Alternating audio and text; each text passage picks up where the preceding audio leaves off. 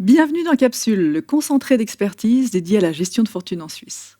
Dans ce troisième épisode, nous nous intéresserons à la finance décentralisée, ou DeFi, Decentralized Finance en anglais. La DeFi est l'une des trois tendances technologiques qui secouent le monde de la finance. D'un côté, les plateformes technologiques s'attaquent aux paiements et aux banques. De l'autre, les gouvernements lancent leur monnaie numérique. Mais que propose la DeFi ? Elle offre une voie alternative qui vise à répartir le pouvoir et non à le concentrer. Avec nous, pour aborder la thématique de la finance décentralisée, où la prolifération des innovations s'apparente à celle connue à l'origine du web, deux experts, deux invités.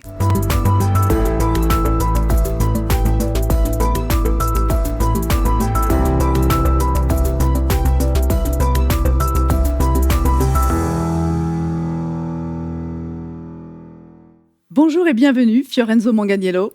Bonjour. Pascal Gauthier. Bonjour. Commençons par vous, Pascal. Vous avez commencé votre carrière chez Quelcou, un service de comparaison de prix vendu à Yahoo en 2004. Vous avez ensuite rejoint en 2008 la société de publicité Criteo, dont la capitalisation a dépassé les 2 milliards d'euros.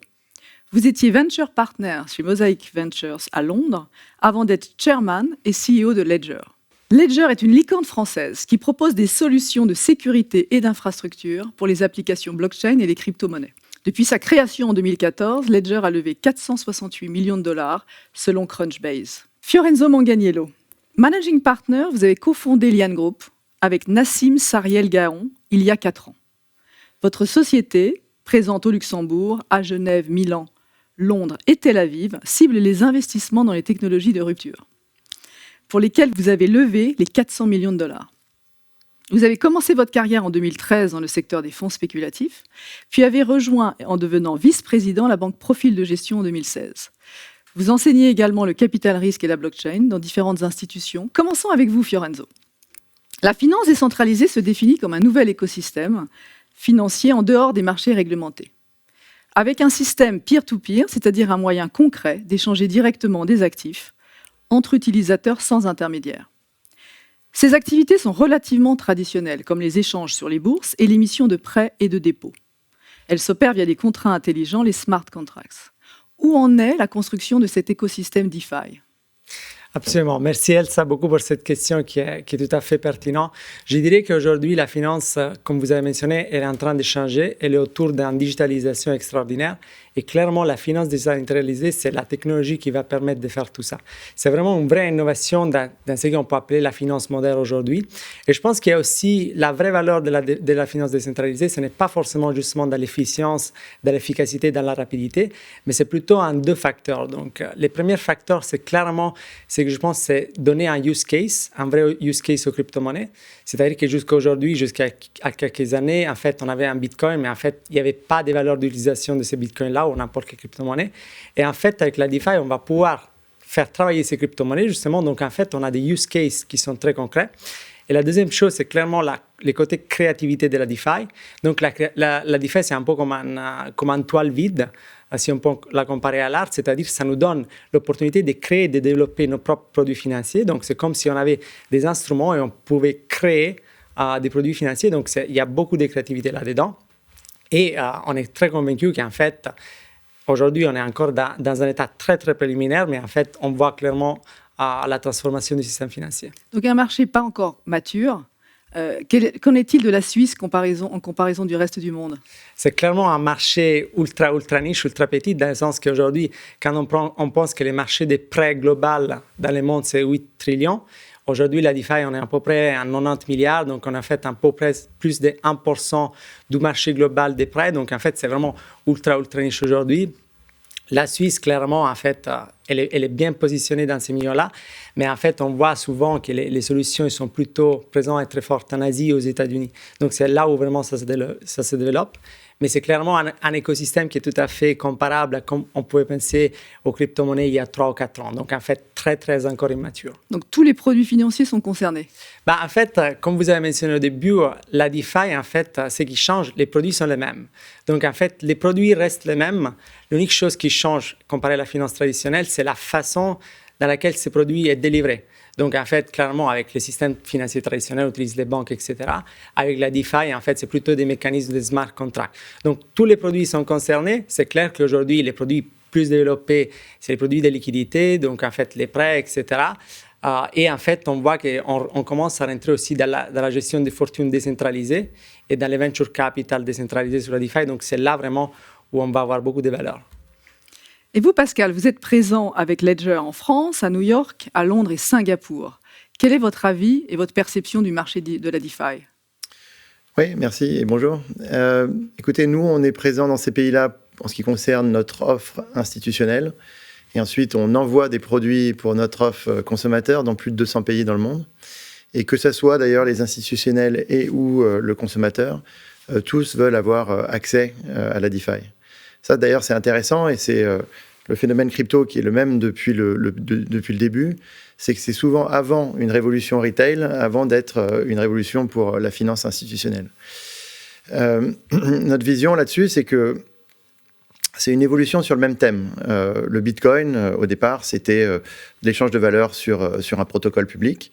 Le Bitcoin, c'est la première fois qu'on développe de l'échange de valeur sur un protocole public, c'est-à-dire auquel tout le monde a accès, on peut lire le code et savoir ce que le protocole propose. Et la DeFi, c'est une évolution de ça. Alors, on va dire que la DeFi, aujourd'hui, elle est plutôt sur Ethereum, mais peu importe, à la limite, c'est une évolution de ces protocoles publics sous une forme applicative. C'est un peu comme, si on veut faire un parallèle avec le web, c'est un peu comme il y a eu le protocole web, et ensuite, par-dessus le protocole web, il y a eu le protocole mail, par exemple, qui s'est mis et qui a créé l'applicatif mail qu'on utilise tous aujourd'hui. Donc c'est ça qui est en train de se passer de manière assez simple. Je pense que tu as tout dit à peu près sur à quoi servait la DeFi. Mais puisque c'est un protocole libre et comme ça se calque vraiment sur le développement des protocoles libres que sont Bitcoin, Ethereum et autres, c'est tout de suite un phénomène mondial. Et c'est tout de suite un phénomène retail d'abord et ensuite institutionnel. Ledger est installé à Genève et à Zurich depuis le début de cette année. Quels sont vos projets de développement en Suisse ? Eh bien, ils sont bons. La Suisse, c'est un pays qui est intéressant en Europe. C'est en même temps en Europe et puis pas vraiment. Donc, il y a une valeur intéressante à la Suisse, je dirais, d'un point de vue de régulation, où la régulation suisse est unique par rapport à un modèle de régulation européen. Voilà. Donc ça, c'est intéressant pour nous de voir comment les choses évoluent ici. Il faut dire que la Suisse a pris un tournant crypto assez rapide. Et c'est probablement le pays en Europe le plus avancé sur ces sujets-là. Donc pour nous, c'était important d'être ici, parce que déjà, il y a beaucoup de clients. Je veux dire, on est bêtement commerciaux. Mais aussi, encore une fois, le régulateur et tout ce que la Suisse est en train de faire, notamment sur la gestion de fortune et d'actifs ici. Fiorenzo, comment Liane Group fait-il le lien, le bridge, entre le monde de la DeFi et le monde de la CeFi, la finance centralisée et la finance décentralisée ? Je dirais qu'Elsa, aujourd'hui, c'est très compliqué dans le sens que c'est deux mondes qui sont opposés. Donc, en fait, un peu comme Pascal a dit, si on le compare en fait, à l'historique du Bitcoin, la crypto-monnaie, c'était la même chose. En fait, du Bitcoin, en fait, il y a 4 ou 5 ans, en fait, il n'y avait aucun banque qui voulait travailler sur cette thématique-là. Donc aujourd'hui, en fait, les banques et je dirais les investisseurs traditionnels, ils sont encore très, très loin de ce monde-là. Donc, en fait, comment on peut bridger tout ça ? C'est clairement, en fait, en développant des produits financiers, par exemple. Donc, en fait, on peut penser de créer des baskets des produits d'investissement DeFi qui, en fait, justement, investissent dans des stratégies différenciées en DeFi. Ça veut dire quoi ? Ça veut dire développer des produits financiers à travers les milieux bancaires, les systèmes financiers traditionnels, mais qui, en fait, ils ont comme sous-jacent, en fait, des stratégies en DeFi. Donc, ça, c'est clairement quelque chose où nous, on se spécialise. Mais après, c'est très important, en fait, d'avoir un emprunt réglementaire. Je sais que c'est très difficile de réguler la DeFi, mais ce qui va se passer, on va sûrement parler d'ici quelques ans, c'est ce qu'ils appellent la regulated DeFi. Donc, en fait, de comment on va pouvoir gérer tout ça de façon un peu plus régulée. Et aujourd'hui, vous avez de nombreux acteurs de la CeFi qui investissent dans la DeFi. Vous avez de nombreux gestionnaires de fortune externes qui sont vos clients. Aujourd'hui, pour être tout à fait honnête, c'est plutôt des gros hedge funds. Donc, il faut avoir un appétit au risque extraordinaire. Parce qu'encore une fois, aujourd'hui, quand on investit dans la DeFi, il y a beaucoup de facteurs de risque. Ça va du hacking des smart contracts, etc.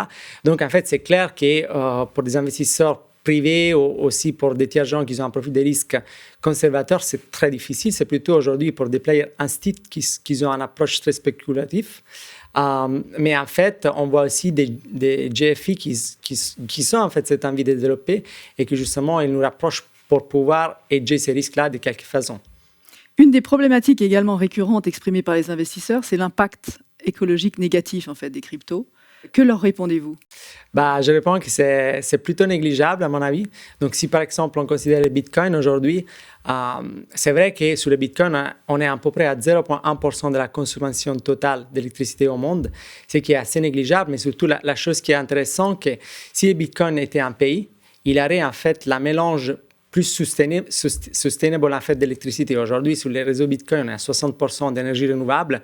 Les pays en fait au monde avec un des plus hauts taux des renouvelables, c'est sûrement l'Allemagne, et on est autour de 50%. Donc, en fait, il y a 0,1% d'électricité mondiale.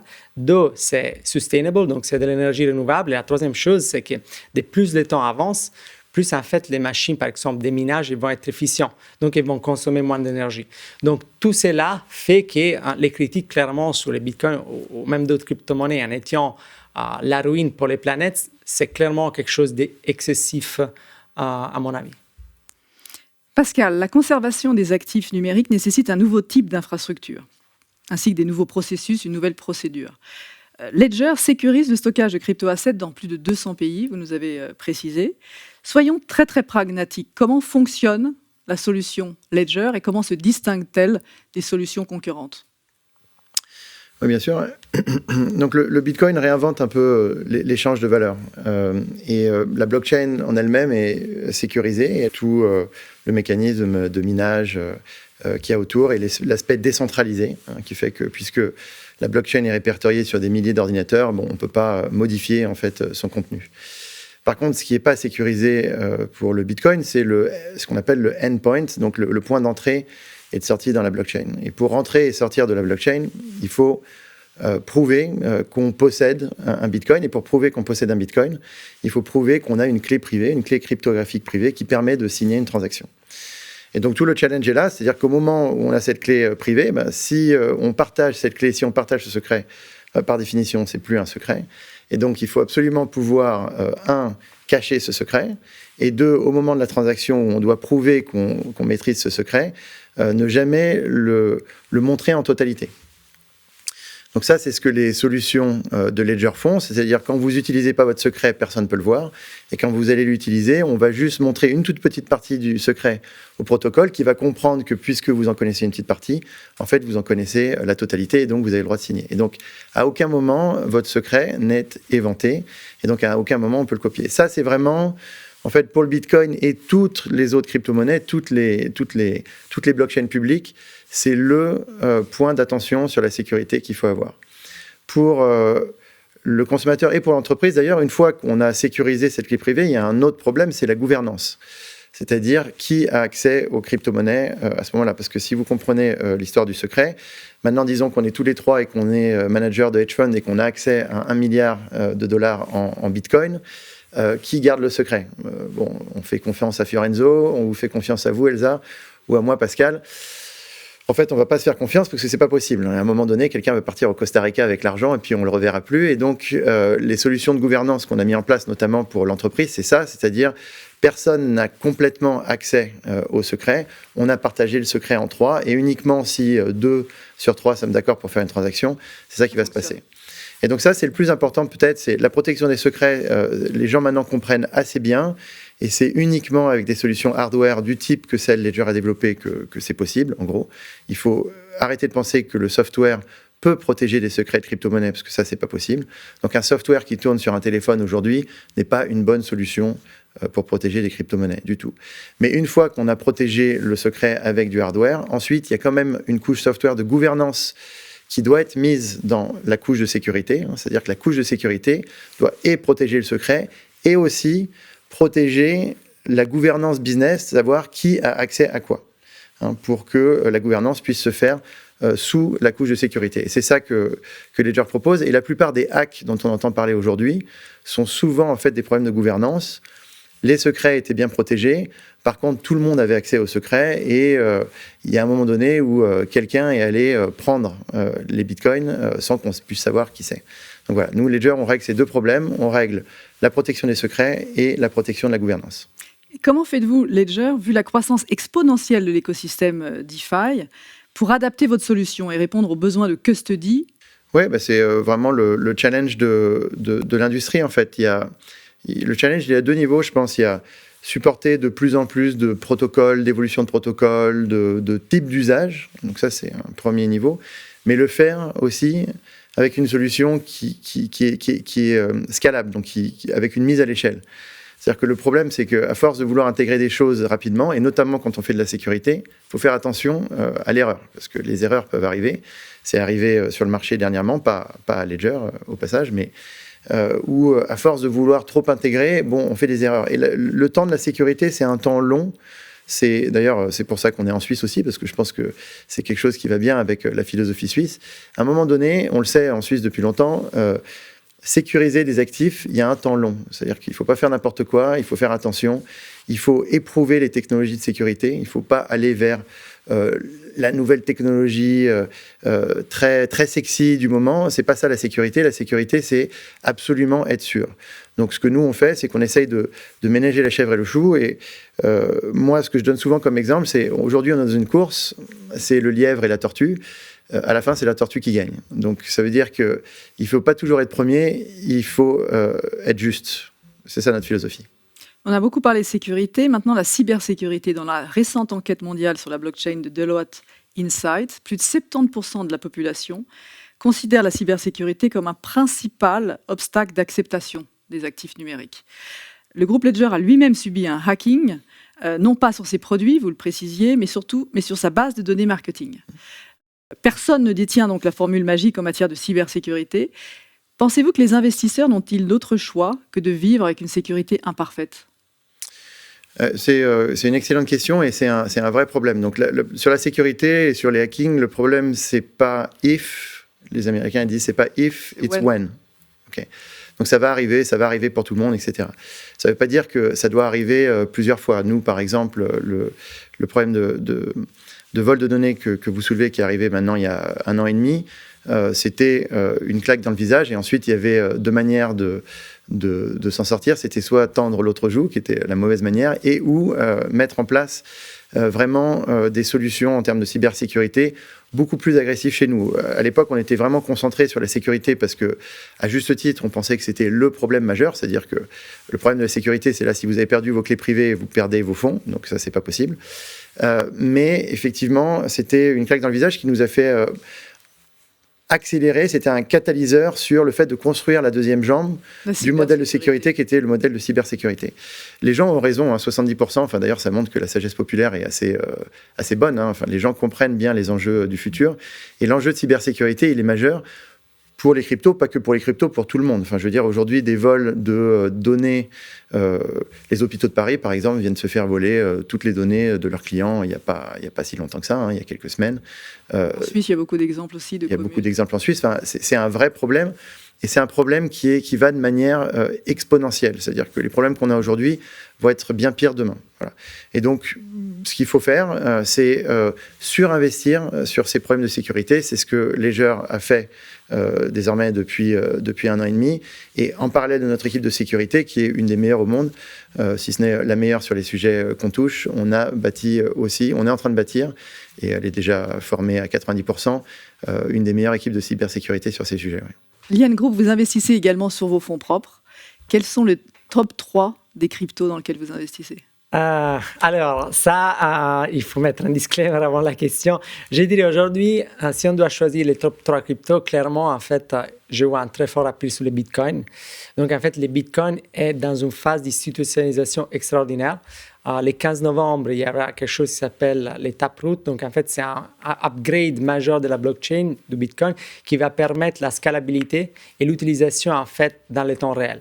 Dans la vie de tous les jours, ce qui n'était pas le cas aujourd'hui. Donc, en fait, le Bitcoin très bullish parce qu'en fait, il va y avoir un use case global, comme on a par exemple au Salvador, où en fait, c'est une monnaie qu'on peut utiliser. Je pense que ça s'est développé pour plusieurs pays émergents. La deuxième, c'est clairement Solana. Donc Solana qui aujourd'hui...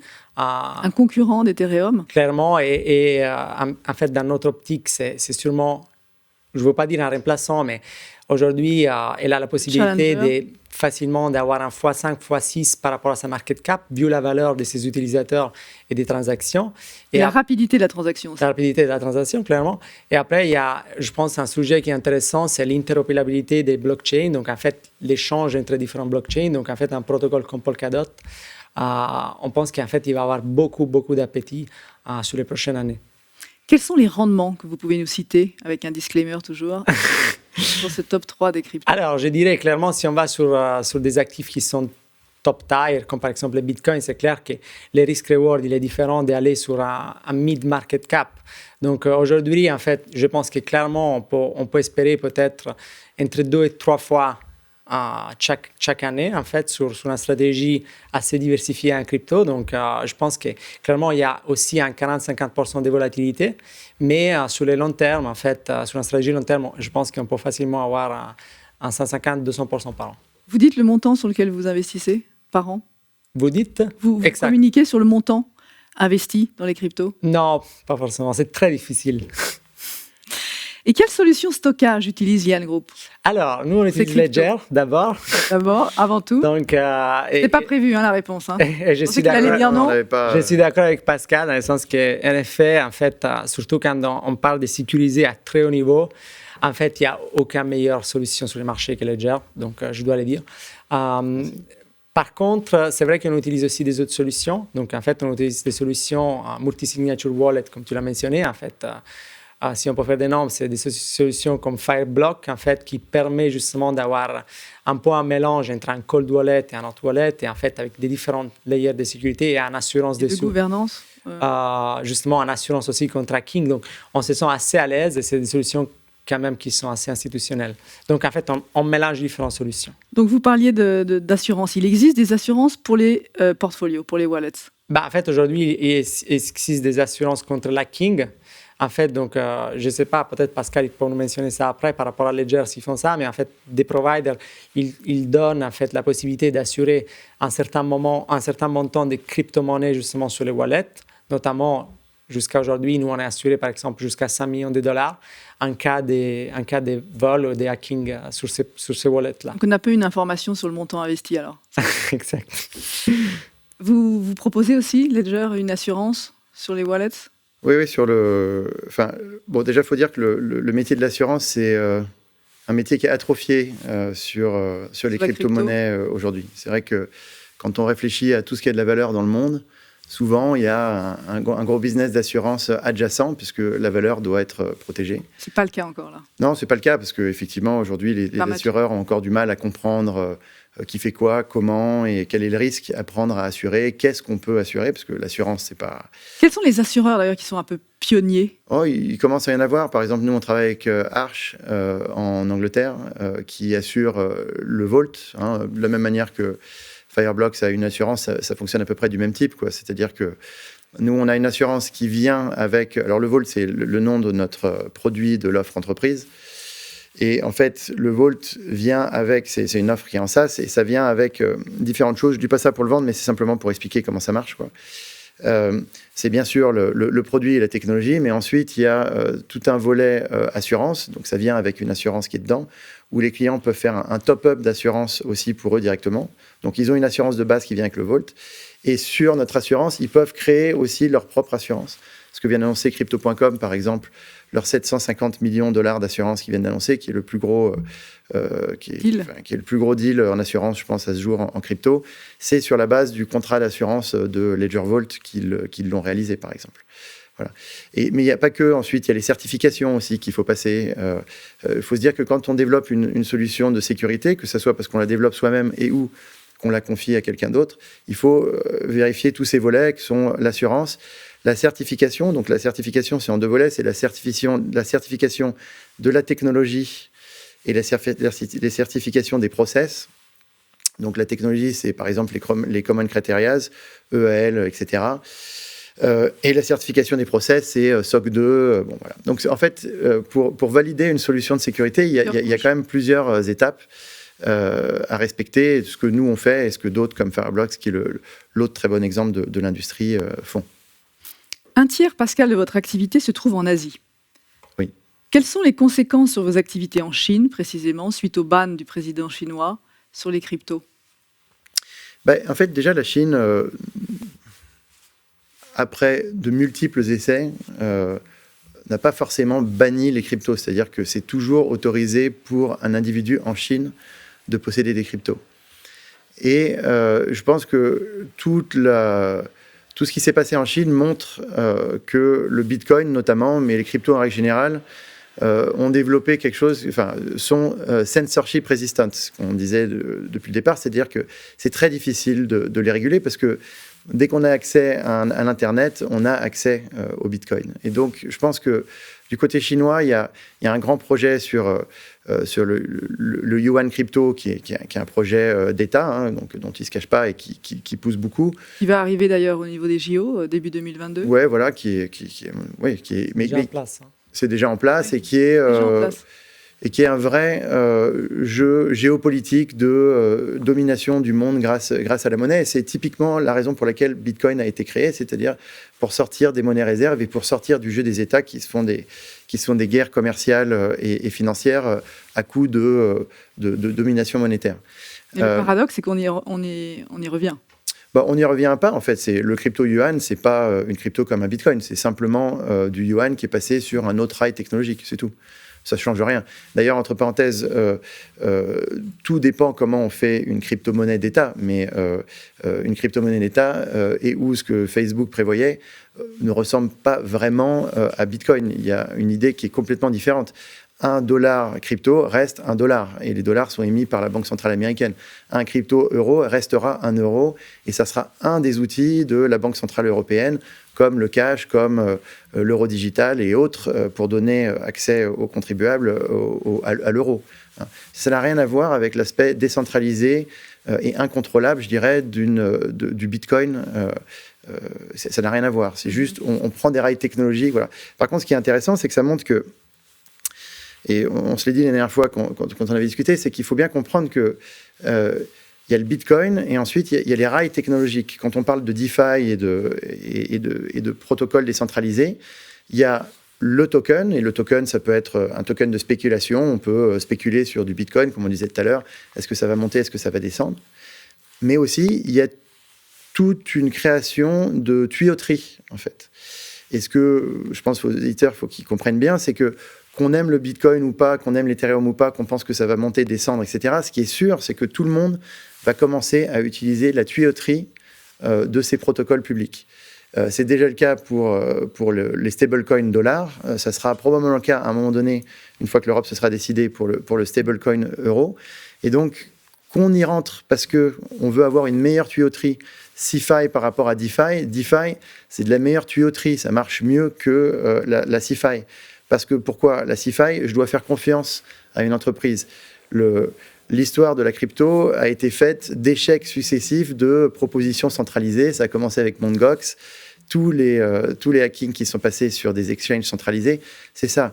La DeFi, c'est une proposition technologique différente pour dire pourquoi finalement faire confiance à quelqu'un alors qu'on n'est pas obligé de se faire confiance et on peut tout faire de manière transparente sur une blockchain. Voilà. Et donc, il faut bien comprendre que ce soit la DeFi, les crypto-monnaies, tous ces protocoles publics d'échange de valeur, c'est avant tout de la tuyauterie pour faire de l'échange de valeur. Très bien. Fiorenzo, vous suivez beaucoup ce qui se passe en Chine aussi? Oui, j'adore. C'est passionnant et en fait, pour rebondir à ce que Pascal a dit, en fait, moi je trouve que le président Xi était très, je ne sais pas si malin c'est le bon mot en français, mais très smart. Très smart, pourquoi? Parce qu'en fait, clairement, aujourd'hui, pour la Chine, dans une décision d'implémentation, en fait, un digital yuan, donc je ne l'appellerai même pas un crypto yuan, mais simplement un e-yuan, clairement, le Bitcoin, c'est l'obstacle numéro 1. Pourquoi? Parce que clairement, pour le capital control, c'est très compliqué après de pouvoir suivre où l'argent il va. Et deuxième chose, c'est parce qu'en fait, clairement, vu que tous les minages étaient faits en Chine, donc le président Xi a eu l'excellente idée de, supprimer les minages, parce que clairement, la monnaie n'est plus produite en Chine. Et avant, en fait, les mineurs chinois, ils la convertaient off-market sur les marchés avec des dollars, etc. Donc là, il n'y a pas de production de monnaie. Donc, il a enlevé un problème. Il a enlevé les problèmes de la consommation énergétique, CO2, en vue de la décarbonisation. Et c'est les États-Unis qui sont les premiers mineurs de Bitcoin aujourd'hui? Aujourd'hui, absolument. Donc, il a renvoyé là-bas aux États-Unis. Et en fait, aussi, il était capable de quand même d'enlever ces deux mines en fait, Alipay, etc., donc de toutes les grosses sociétés privées des paiements en Chine. Et moi, je suis persuadé donc, que l'adoption du yuan il va être extraordinairement rapide.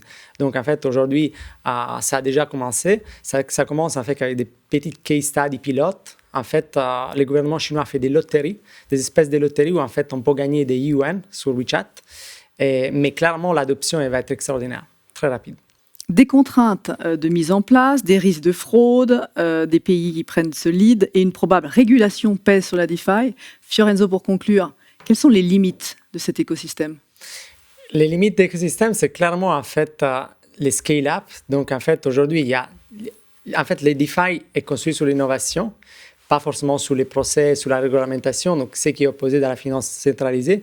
Donc en fait, on voit la course à l'innovation, on a mentionné d'abord avant Solana. Donc en fait, clairement, Ether permettait de faire un certain nombre d'applications dessus, mais il y a des problèmes de scalabilité, etc., qu'on verra s'ils vont être résolus. Mais en fait, Solana, par exemple, qu'on peut considérer aujourd'hui, à mon avis, comme la plateforme la plus efficace et la plus innovante sur les DeFi, donc en fait, permet justement de scale-up. Donc en fait, il y a des problèmes de scale-up technologique, clairement. Il y a des problèmes de sécurité, comme on a mentionné. Et aujourd'hui, ce qui manque, c'est clairement la régulation. Donc en fait, comment en fait on peut, par exemple, la partie KYC AML, qui n'est pas présente clairement dans la DeFi, et n'importe quelle banque, en fait, si on veut faire un prêt, etc., on a besoin d'avoir une partie KYC. Donc c'est clair que c'est très compliqué. Mais il faut avoir deux choses. Un, c'est un côté éducationnel qui est très important. C'est ce qui s'est passé clairement sur le Bitcoin. Aujourd'hui, c'est quelque chose qui est très connu grâce en fait à l'éducation des médias, etc., mais aussi aux universités. Donc, il y a un côté éducationnel énorme à faire sur la DeFi pour comprendre comment ça marche et aussi en partie réglementation. Donc, ça, c'est les deux piliers en fait pour l'adoption du DeFi. Et c'est les limites. Merci beaucoup, Exact. Fiorenzo. Merci à toi. Merci, Pascal. Merci. Merci à tous les deux pour cet échange d'expertise sur la finance décentralisée et les enjeux de sécurité pour les crypto-assets. Notre prochain rendez-vous dans Capsule abordera la thématique de l'infrastructure blockchain et ses implications en Suisse. À bientôt et n'oubliez pas sur Sphère TV, restez connectés.